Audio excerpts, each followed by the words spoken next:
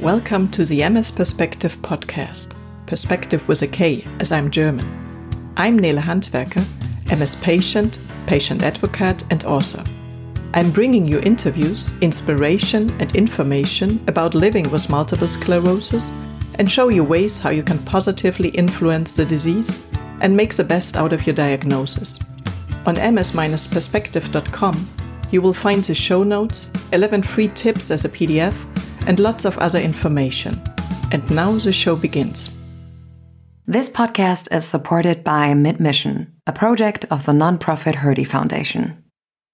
Thanks for tuning in again, and welcome to episode number 53, EBV Insights, shedding light on its impact on MS with Professor Dr. Christian Münz. Christian Münz is Professor of Viral Immunobiology at the Institute of Experimental Immunology at the University of Zurich in Switzerland. And now enjoy the interview. Hello, Christian. It's such a pleasure to have you on the show. And I send a hello to Zurich in Switzerland. Hello, Nele. How are you? Good. How are you? Before we actually start with the interview, it would be lovely if you could introduce yourself to the audience so they know who is with me on the podcast today. Yeah, for sure.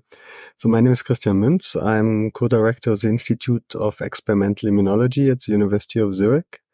I studied originally biochemistry in Tübingen and then did a long period of research in New York at the Rockefeller University before in 2008 I returned to Europe to my current position in Zurich. I have, I'm married, have 2 children, and a cat, and my hobbies are sailing and anything outdoors that Switzerland offers.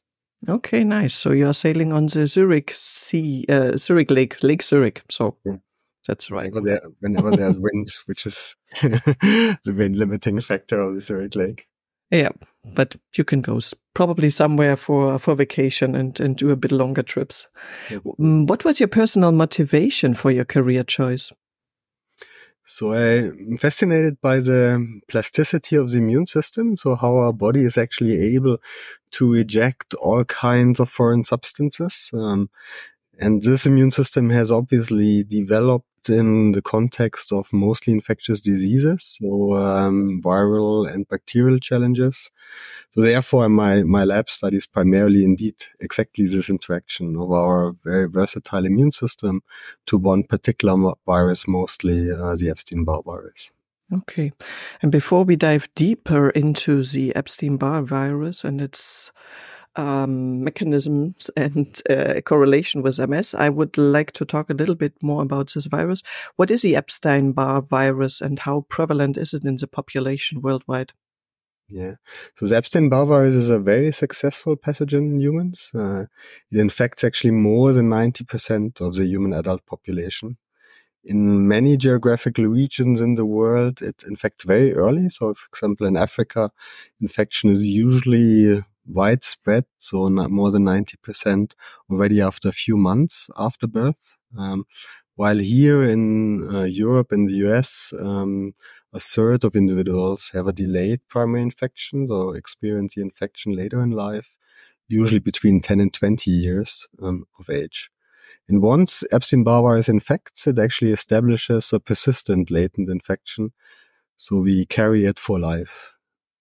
But even though it's a virus, right, and might initially seem a little bit threatening, our immune system during co-evolution with this pathogen that is around probably due to or during all of human evolution, our immune system has learned to control it to near perfection. So most of us will actually not realize even that they originally got infected. And most of us will not realize that we constantly carry it with us. Yeah. Unfortunately, I had the typical mononucleosis when I was 14. But not as bad as my sister. And my sister doesn't have MS, so it's a complicated story. What are the health implications of an EBV infection in people? Yeah, so unfortunately, EBV causes quite severe diseases in a subset of infected individuals. It was actually the first human tumor virus discovered. So it was in 1964 discovered in a disease called Burkitt's lymphoma, which is very prevalent in sub-Saharan Africa in children 5 to 9 years of age.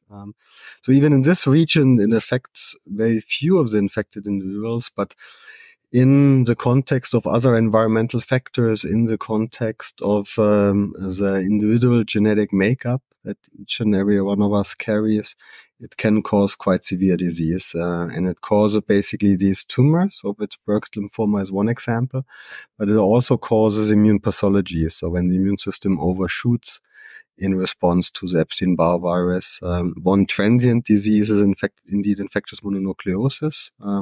And then there's also diseases like chronic active EBV and HLH, so hyperactivation of the immune system that can be life-threatening. And if I remember a German interview with Henri Jacques Delecluse correctly, I think it's like 2% of all cancer infections are caused by MS, EBV, not MS. So it's quite severe in, or quite important as well in the cancer research. Field, yeah. Okay, and so particularly EBV can enter cells that we are not that clear how it enters. So it causes a lot of nasopharyngeal carcinoma and gastric carcinoma, especially in Asian populations. And that is actually their EBV causes quite sizable numbers, or around 2/3 to 3/4 of all EBV associated tumors fall in this category. Oh, wow. Okay. Oh, that's a lot.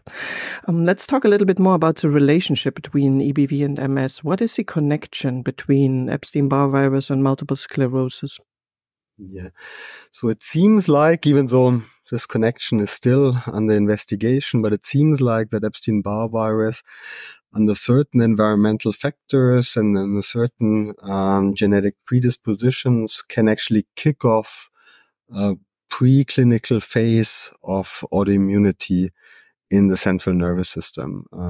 This preclinical phase seems from epidemiological studies lasts several years. So it can last 5 to 10 years before then the disease manifests clinically.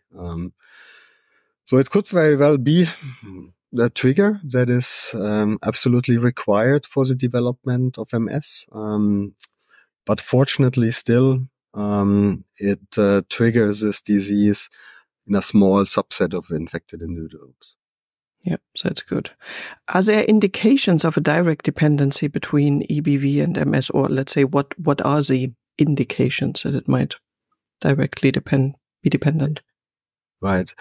So indeed, in longitudinal studies, it was suggested that, was found, that every individual that develops MS gets infected by EBV with exactly this time period, so 5 to 7 years on average before onset of MS. And in EBV negative individuals, even though these are obviously very rare because more than 90% of the population carries EBV, MS disease is virtually absent, suggesting that one of the factors, right, that needs to fall in place for MS development is indeed EBV infection. So these longitudinal studies, I think, are the strongest evidence for this connection. And then there are maybe more difficult to interpret factors, so that the EBV-specific immune response is actually altered in MS patients.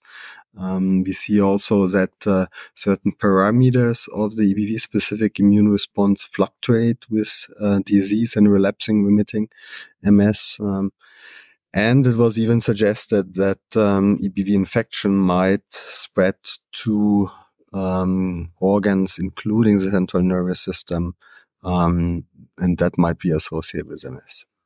Okay, now you have talked about the arguments that support dependency, but there are probably still some arguments that are against that theory. Yeah. I mean, the argument that one hears most is, indeed what we discussed beforehand, right? How can it be that such a widespread infection would cause a fairly rare, still very prevalent, but fairly rare autoimmune disease. This argument, I think, is the strongest argument against Epstein-Barr virus being such a prevalent or widely distributed pathogen in the human population. Okay. And what are the remaining open questions regarding the relationship between EBV and MS?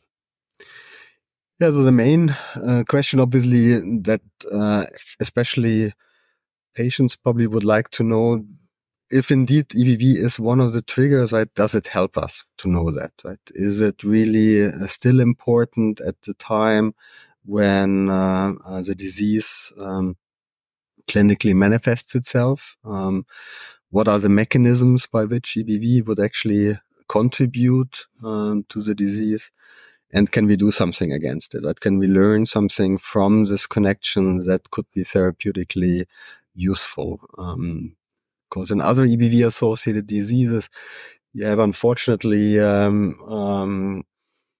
seen that, for example, in Hodgkin's lymphoma, 50% are EBV-associated, but it has the treatment of EBV-negative Hodgkin and EBV-positive Hodgkin is the very same. So then the knowledge that EBV is in a subset of the tumors does not really help. And hopefully with MS that will be different. But we have to first see what the mechanisms exactly are and how therapeutically we can intervene.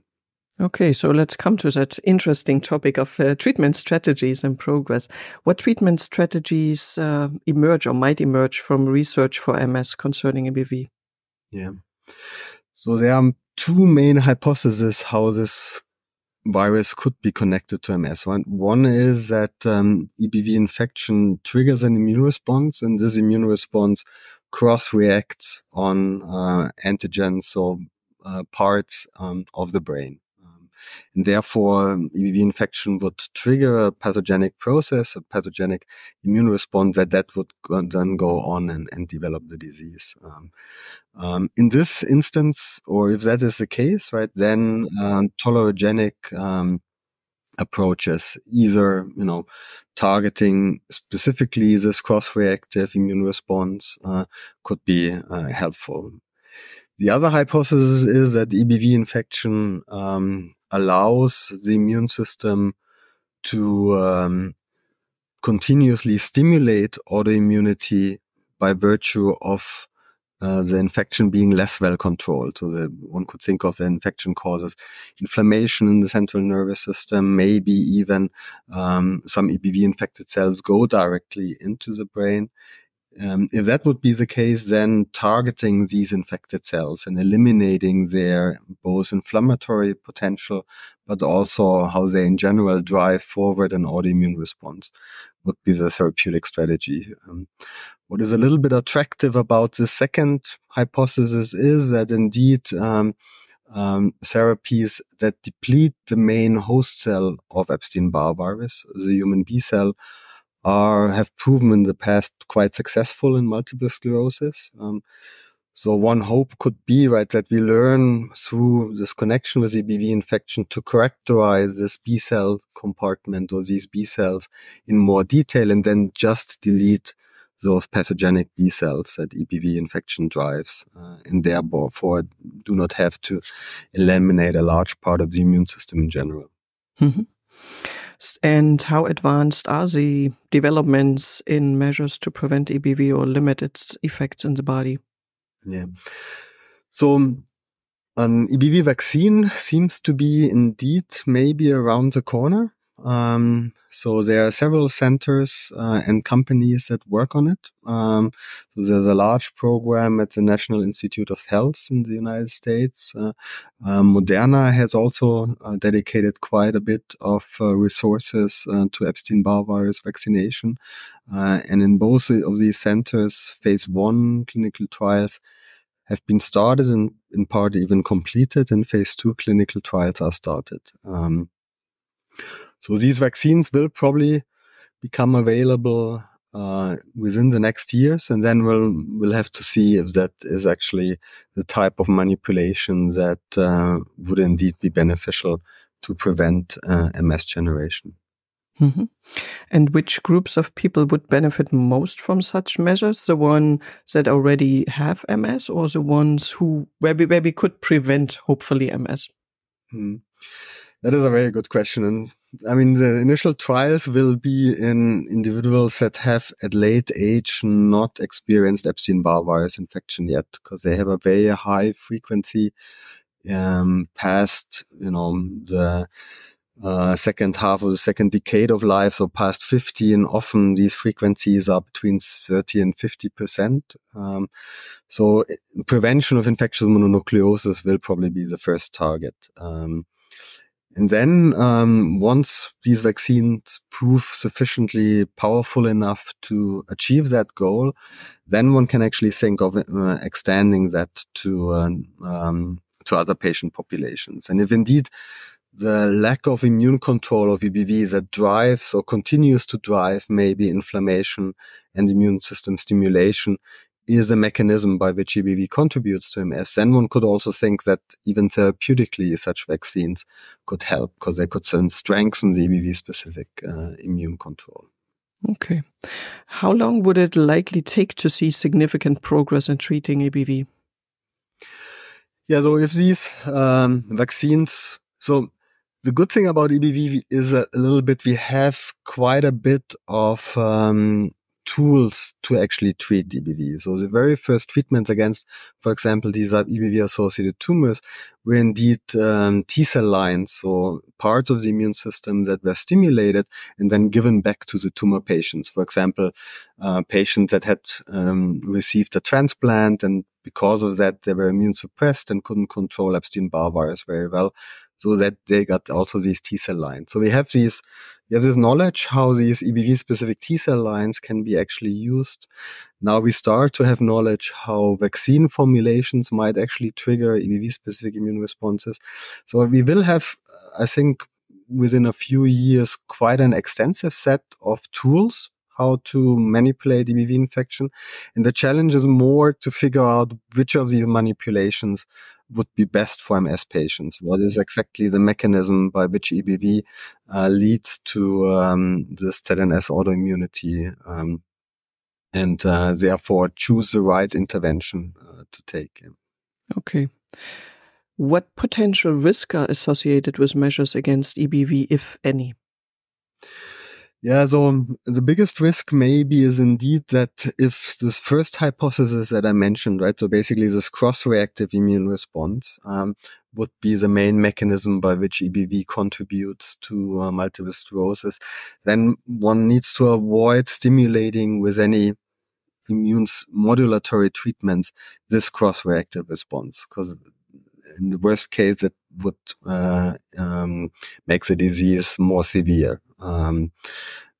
Therefore, unfortunately, we will probably still have to define in great detail the immune response that could be harmful versus the immune response that could be beneficial to treat EBV. So these studies have already started, so it's pretty clear that maybe a particular portion of an EBV antigen could be avoided, or maybe should be also avoided in those vaccination trials. But maybe more information, or most likely more information along these lines, is needed.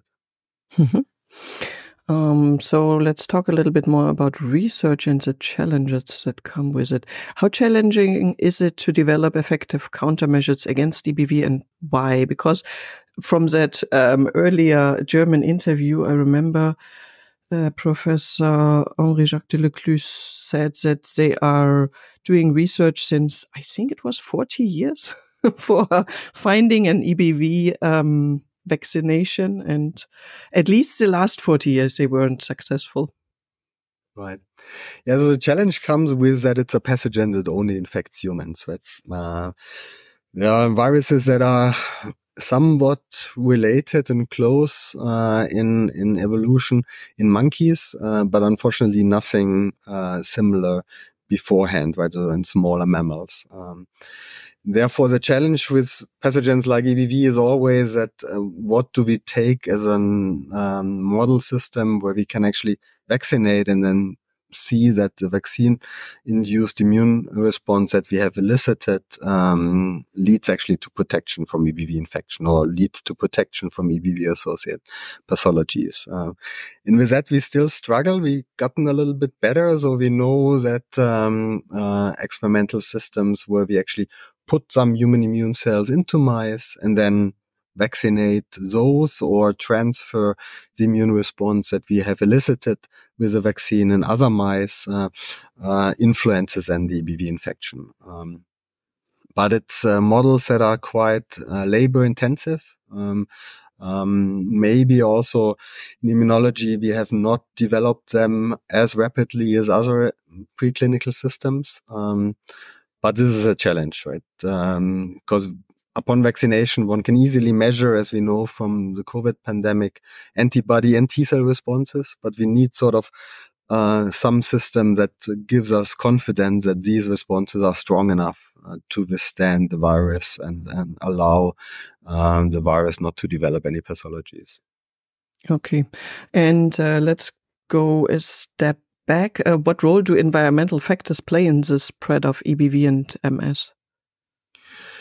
So environmental factors are probably still a large contributor to how EBV infection is perceived by our immune system. Because genetic contribution to MS is probably rather on the 20 to 30% range. These are studies basically in monozygotic twins, where fortunately for the twin, it is not that frequent that both develop the disease. When one thinks of, that the twins have usually grown up in the same environment, at least for during the first years of life, the contribution of the genetic makeup might even be less than these 20 to 30%. So then there's a large contribution of environmental factors. And EBV seems to synergize with genetic risk factors, but probably synergize in the same way with this large, maybe a little bit black box of other environmental factors. And it is indeed the challenge to figure out what are the synergies that EBV then piggybacks on to develop this disease. Our immune system is a little bit an imprint of our history, right? So basically it's an imprint of our ancestral history through the genes, but it's also an imprint of all the environmental challenges, other infections that we have seen over time. And we know for some diseases like this Burkitt lymphoma, indeed, in which EBV was originally discovered, that it only occurs in holoendemic malaria regions. So co-infection with malaria is one particular type of parasite that causes malaria, is quite important for the disease to develop. And similarly, other environmental factors are probably responsible for that EBV then causes in this small subset of affected individuals the disease. And deciphering them would obviously be very, very helpful. But maybe if we have a fairly safe EBV vaccine, that is not even necessary, right? So then we would give the safe EBV vaccine rather to a larger proportion of the population, and then allow protection from MS. We know that there's an age distribution or age dependency on infectious mononucleosis. So it's a disease of overshooting immune response that occurs only later in life. Unfortunately, even though we study EBV since 1964, we still don't know what the reason is for why infectious mononucleosis affects older individuals, right? So it's people have argued, okay, it's other immune responses that have developed beforehand and they just get re-stimulated by EBV infection, therefore they go berserk, or it could be that the infectious dose is different. So there are many hypotheses, but again, this suffers a little bit from the fact that EBV is an human trophic virus, so only infects humans, and therefore modeling infectious mononucleosis has not been easy. Mm-hmm. Yes, and I remember when we had it in the multiple sclerosis management master's programs that I think if you have really radical mononucleosis, it's like 50% of all your spreading immune cells are trying to control EBV infection. So really extreme reaction. Yeah. In humans, I would even say it is the pathogen that triggers the strongest T-cell response, exactly for that. I mean, on the basis of your expansions that one sees in infectious mononucleosis, right? And all the secondary lymphoid tissues like the tonsil, the spleen swell up. So in the sort of peak phase of IM, often the recommendation is also to not do any sports because any hit to the spleen could cause trauma and then rupture and severe side effects. Yeah. Was in Switzerland, the example for that is always Roger Federer, because Roger Federer had to actually pause at one time point his tennis career because he had infectious mononucleosis and then was recommended not to play. Okay. Yeah. As I said, my sister was shortly before going into hospital. She was 18 and I had it was 14. For me, it was not as bad. I just had a little bit swollen lymph nodes, but not as bad. Yeah. An ugly virus. What hopes and challenges do you see for the future of research on EBV and MS? Yeah, so the hope is indeed, right, that this knowledge how EBV is connected to MS allows us to refine or maybe even newly develop therapies.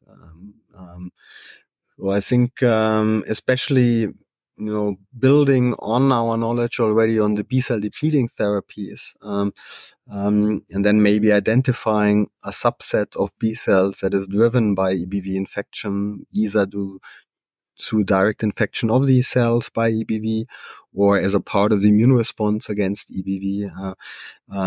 We hope that, in this sort of cross-section between these two phenomena, right, the EBV infection and the successful therapy, we might be able to very efficiently just go after this small subpopulation of B cells that might be pathogenic. And if that would be the case, right, then we could indeed allow the immune systems of MS patients to be less compromised by the treatment and maybe be still as efficient as with the B-cell depleting therapies. That would be lovely.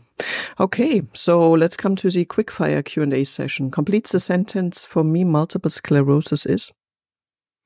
A rare complication of Epstein-Barr virus infection.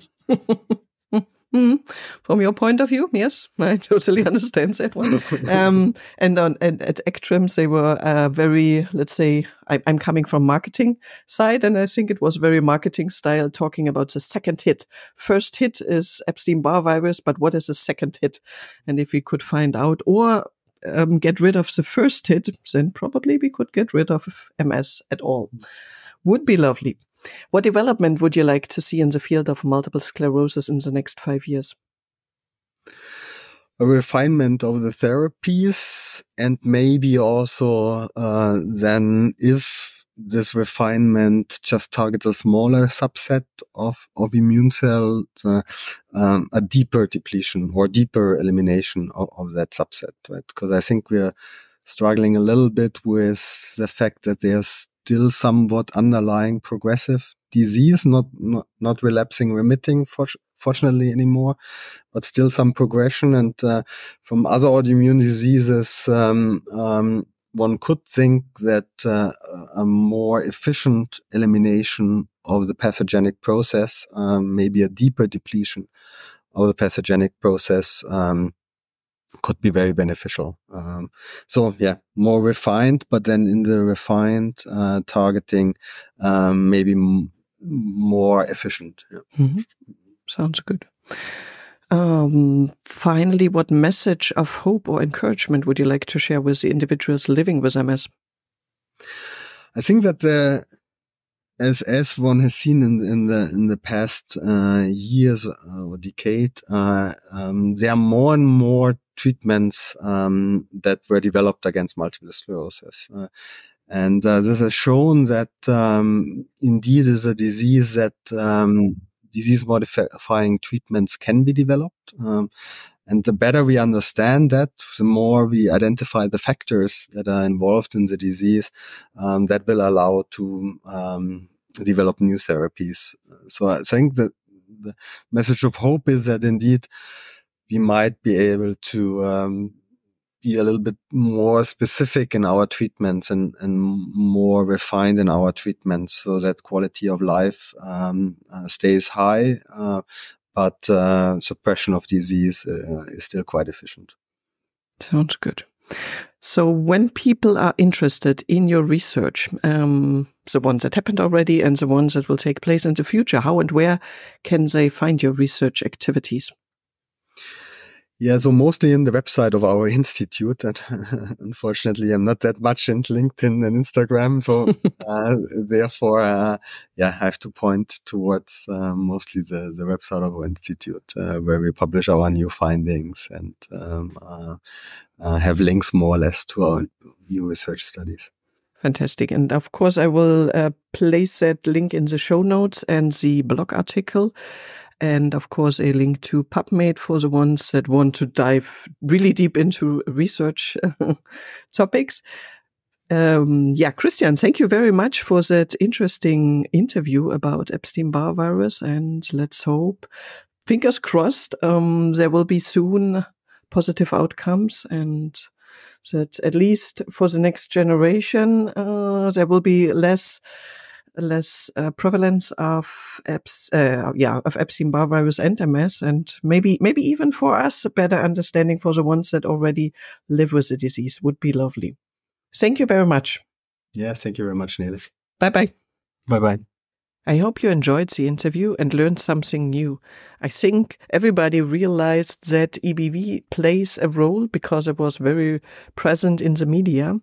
And I think it's good to have some more depth inside knowledge. By the way, next time I will be talking about another MS symptom, living fully with MS, managing bladder and bowel disorders. The problem with bladder and bowel disorders is that many people are ashamed of having these issues, but you should not. And that's why I think it is very important to talk about it more often, so people are really talking to their neurologist and get this problem fixed, or at least the outcome of it. So please tune in again, and meanwhile, take care and make the best out of your life. And as always, I would be very happy if you could recommend the podcast to other people, or maybe rate it on a place where you are listening to it. So, hear you next time. Bye. Thank you for listening today. I hope you found it helpful. You may also be interested in the previously published episodes and posts, which you can find at ms-perspektive.com/podcast. Perspective with a K. You can also get a free PDF with 11 tips for your positive impact on MS at ms-perspektive.com/newsletter. If you'd like to get in touch, you can reach me at nele@ms-perspektive.com or on social media. See you next time.